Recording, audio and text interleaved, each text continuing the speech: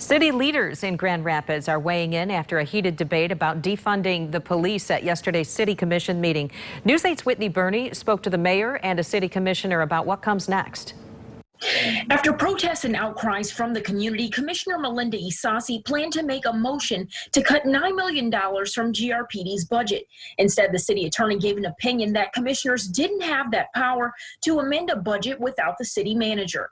This initiative of defund the police was After 6 long hours of debate on police reform in Grand Rapids, I'm horrified by how much city leaders are still working to find common ground. To not have fruitful conversation about the possible changes, again, is careless. I know that people want something to happen immediately, and that always, making quick decisions doesn't always get us to where we want to go. This after commissioners' plans to propose a $9 million budget cut to GRPD was foiled at the last minute by the city attorney. City leaders instead voted on a $400,000 cut, which will add 3 positions to help with community police relations. So to have a position that was tied to communications on behalf of the police department baffled me.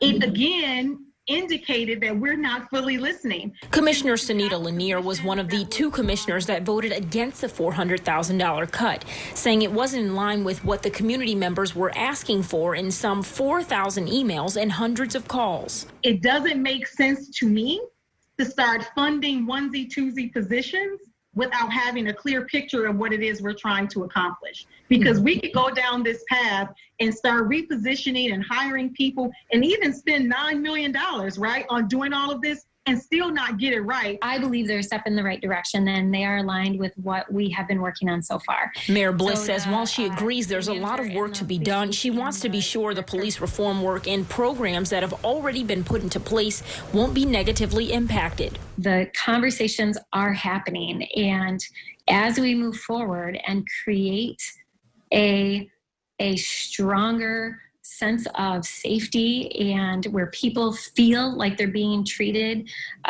equitably and where we feel that there is justice in every interaction, we have to be very deliberate and thoughtful about that transition and those changes and what that looks like. Something both leaders agree on is that they'll be keeping community members' opinions at the forefront as this discussion continues at upcoming meetings. My message to anyone who feels as though they were not heard is I hear you.